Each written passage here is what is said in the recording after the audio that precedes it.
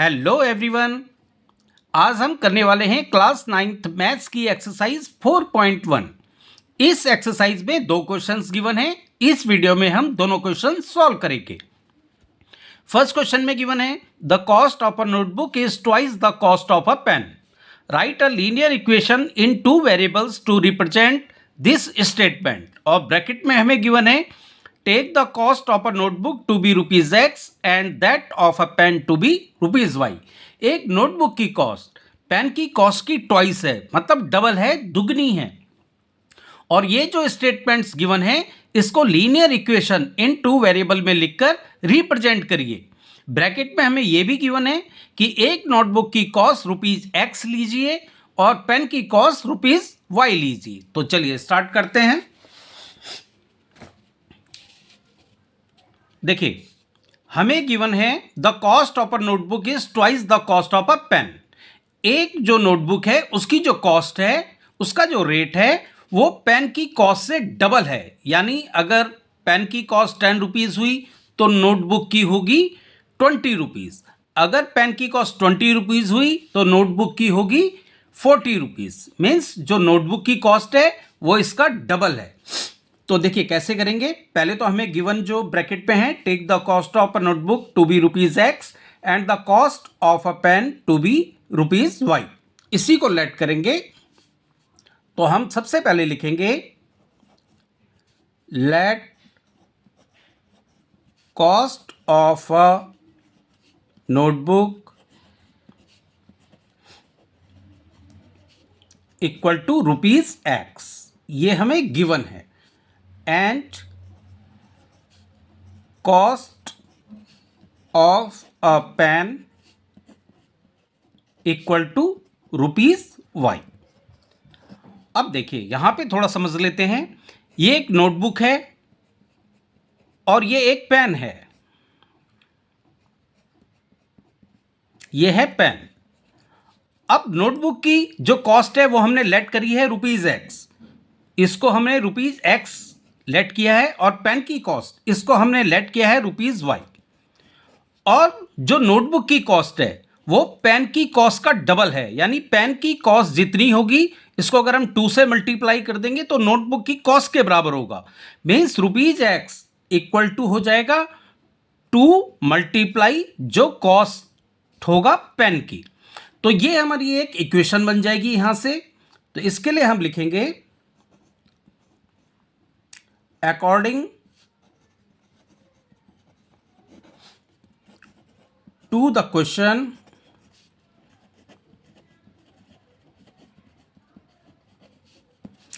जो cost of notebook है, cost of a notebook, एक नोटबुक की जो कॉस्ट है ये हमें क्वेश्चन में गिवन है वो ट्वाइस है कॉस्ट ऑफ पेन की, कॉस्ट ऑफ अ पेन। अब यहीं से इक्वेशन बन जाएगी कॉस्ट ऑफ नोटबुक। ये हमने लेट किया था ₹X, तो ये आ जाएगा ₹X और ये हो जाएगा 2 multiply cost of pen. Cost of pen ये है ₹Y। अब इसमें जब हम इक्वेशन बनाएंगे तो देखिए रुपीस को हम थोड़ी देर के लिए छोड़ देते हैं। ये हो जाएगा X इक्वल टू 2Y। तो ये हमारी इक्वेशन बन गई है X इक्वल टू 2Y। अब इसे हमें linear equation in two variables बनाना है। तो हम y को इधर लेके आएंगे जो y वाली टर्म है। तो ये हो जाएगा x minus 2y equal to 0। यही आपकी जो है linear equation in two variable हो गई है। देखिए लीनियर इक्वेशन इसलिए है क्योंकि वेरिएबल की जो हाईएस्ट पावर है वो 1 है। देखिए x की पावर 1 है, y की पावर 1 है, तो हाईएस्ट पावर 1 है। ये लीनियर इक्वेशन है इसीलिए। और टू वेरिएबल इसलिए है क्योंकि यहाँ पे दोनों वेरिएबल आए हैं, x और y दो वेरिएबल हैं। तो ये linear equation in two variable होगा। तो यही आपका आंसर होगा x minus 2y equal to 0। अब हम कर लेते हैं क्वेश्चन नंबर 2। क्वेश्चन 2 में हमें गिवन है express the following linear equations in the form ax plus by plus c equal to 0 and indicate the value of a, b and c in each case. यहां आपको जो linear equations given है उन्हें आपको a x plus B Y plus C equal to zero की form में लिखना है।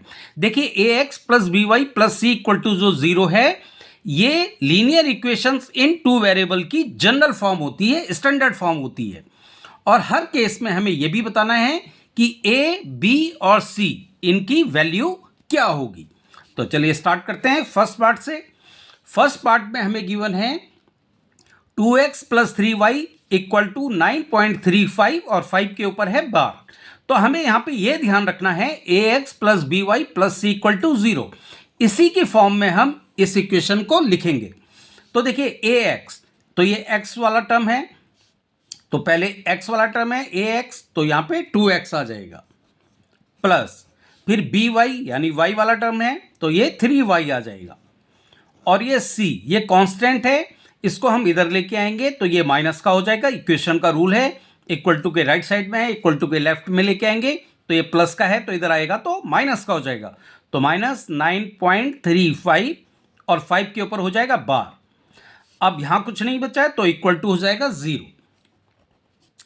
अब अगर आप देखें तो ये a x plus B Y plus C equal to 0 की फॉर्म में आ गया है। अब हमें ए, बी और सी पता करने के लिए ये जो है इक्वेशन, इसको हमें कंपेयर करना पड़ेगा a x plus B Y plus C equal to 0 से। तो देखिए कैसे करेंगे। एक्स का यहाँ पे ए जो होता है वो एक्स का कोफिशिएंट होता है, यानी एक्स किससे मल्टीप्लाई हुआ है, 2 से, यानी ए होगा 2। तो हम यहाँ लिख देंगे हियर ए इक्वल टू हो जाएगा 2। बी क्या होगा, जो वाई का कोफिशिएंट होगा, वाई का कोफिशिएंट है यहाँ पे 3, तो b इक्वल टू हो जाएगा 3। और c, ये जो हमारा नंबर्स होता है एक, यही हमारा c होगा। तो c यहाँ पे होगा माइनस का 9.35 और 5 के ऊपर बार। तो यहाँ पे c इक्वल टू हो जाएगा माइनस 9.35 और 5 के ऊपर है बार। इतना इजी है। अब हम कर लेते हैं इसका सेकंड पार्ट। सेकंड पार्ट में गिवन है x minus y upon 5 minus 10 equal to 0। तो ये तो देखिए a x plus B y, a x plus B Y plus C equal to 0, इसी के फॉर्म में लिखा हुआ है। तो इसे अब हम a x plus B Y plus C equal to 0 से कंपेयर करेंगे तो हमें ए, बी और सी की वैल्यू पता लग जाएगी। तो देखिए ए एक्स यानी एक्स का कोफिशिएंट यहाँ पे क्या है, एक्स का कोफिशिएंट यहाँ पे हमें कोई नंबर नहीं दिख रहा है, इसका मतलब x जो है 1 से मल्टीप्लाई हुआ है। इसको हम इस तरह से भी लिख सकते हैं, देखिए 1 डॉट x, डॉट का मतलब यहाँ पे मल्टीप्लाई है, इस तरह से भी लिख सकते हैं माइनस। और y यहाँ पे किससे मल्टीप्लाई हुआ है, -1/5 से, और यहाँ y इस तरह से भी लिख सकते हैं। अब y का कोफिशिएंट हो गया -1/5 और -10 इक्वल टू 0। अब थोड़ा सा इजी हो जाएगा हमें पता लगाना। तो हम यहां लिख लेंगे here a equal to, a होता है x का कोफिशिएंट, ये है 1, b होता है y का कोफिशिएंट, y जिससे मल्टीप्लाई हुआ है -1/5, और c होता है हमारा ये जो नंबर है ax plus B Y plus c. तो c यहां पे है -10। यही आपका आंसर होगा। अब हम कर लेते हैं इसका पार्ट थर्ड। पार्ट थर्ड में हमें गिवन है -2x plus 3y equal to 6। देखिए हमें इसे सबसे पहले ax plus B Y plus C equal to 0 की फॉर्म में लेके आना है। इसे मैं यहाँ लिख देता हूँ, थोड़ा सा हमें ध्यान रहेगा। ax plus B Y plus C equal to 0, ये जो है linear equations in two variables का स्टैंडर्ड फॉर्म होती है। इसी फॉर्म में हम लिखते हैं linear equation in two variables को। तो देखिए सबसे पहले x वाला टर्म है तो x वाला टर्म आ गया, तो ये माइनस का 2x, फिर y वाला टर्म है तो ये प्लस का 3y, उसके बाद होता है कांस्टेंट, ये जो नंबर है तो इसको हम इधर लेके आएंगे तो ये माइनस का 6 हो जाएगा इक्वल टू 0। अब इसे हम कंपेयर करेंगे। अब ये ax plus B Y plus C equal to 0 की फॉर्म में आ गया है। इसे जब हम कंपेयर करेंगे अब ax plus B Y plus C equal to 0 से, तो हमें ए बी सी मिल जाएगा। देखिए a क्या होता है, जो x का कोफिशिएंट होता है, x किससे मल्टीप्लाई हुआ है, यानी x का कोफिशिएंट वो a होगा, यानी -2 हो जाएगा। b अगर हम देखें, y का कोफिशिएंट होता है b, ये देखिए b जो है y का कोफिशिएंट है, तो b की जगह यहाँ पे है 3। और c अगर हम देखें तो c यहाँ पे जो नंबर है कांस्टेंट है वो है -6, तो c इक्वल टू हो जाएगा -6। यही आपका आंसर होगा। अब हम कर लेते हैं इसका फोर्थ पार्ट में हमें गिवन है x इक्वल टू 3y, तो हमें सबसे पहले ax plus by plus c equal to 0 की फॉर्म में लिखना है। तो देखिए पहले x वाला टर्म है, यहां लिख लेंगे क्योंकि यहां पे सिर्फ x गिवन है। y वाले को इधर लेके आएंगे तो ये माइनस का 3y हो जाएगा। अब देखिए यहां पे c नहीं है, हमारे पास c नहीं है, इसका मतलब जो कांस्टेंट है वो 0 होगा, इक्वल टू 0। अब देखिए इसको हम इस तरह से भी लिख सकते हैं, अगर आप लिखना चाहें। वैसे तो डायरेक्ट यहां से भी हम ए बी सी लिख सकते हैं, लेकिन अगर आप लिखना चाहें, देखिए x को हम लिख सकते हैं 1.x यानी 1 मल्टीप्लाई x माइनस का 3y plus 0 equal to 0।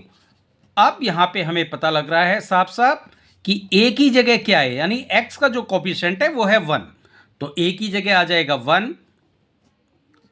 b की जगह क्या है, b की जगह यहां पे है -3, यानी y का कोफिशिएंट यहां पे क्या है -3। और c यानी कांस्टेंट वो है 0। देखिए यहां पे कांस्टेंट गिवन नहीं था, इसलिए हम जो भी गिवन ना हो उसकी जगह हम 0 लिख सकते हैं, तो यहां पे कांस्टेंट हमारा हो जाएगा 0। यही आपका आंसर होगा। अब हम कर लेते हैं इसका फिफ्थ पार्ट में हमें गिवन है 2x इक्वल टू -5y। हम यहां पे भी वही करेंगे, हमें ax plus by plus c equal to 0 इस फॉर्म में लेके आना होता है। तो देखिए x का तो ये टर्म है ही, यहाँ पे ये ऐसे ही रहेगा। y वाले टर्म को हम इधर लेके आएंगे, या माइनस का 5y है, लेफ्ट में आएगा तो प्लस का 5y हो जाएगा और इक्वल टू हो जाएगा 0। अब देखिए ax प्लस by, लेकिन यहाँ पे प्लस c नहीं है, तो मैंने आपको बताया था अगर कांस्टेंट नहीं होगा या कोई टर्म नहीं होगा तो उसकी जगह हम 0 रख लेंगे। तो इसको हम लिख सकते हैं 2x plus 5y plus 0 equal to 0। अब हम कंपेयर करेंगे ax plus by plus c equal to 0 से, हमें abc मिल जाएगा। देखिए ax यानी a की जगह हो गया 2 प्लस by b की जगह हो गया 5 प्लस c और c की जगह हो गया 0। यही आपका आंसर होगा। कांस्टेंट यहाँ पे नहीं था, यानी c वाली जो टर्म है वो यहाँ पे नहीं थी, तो जो टर्म ना हो उसकी जगह हम 0 रख लेते हैं। अब हम कर लेते हैं इसका सिक्स पार्ट में गिवन है 3x प्लस 2 इक्वल टू 0। अब देखिए यहां पे ax plus by plus c equal to 0, तो ax यानी x वाली टर्म ये है।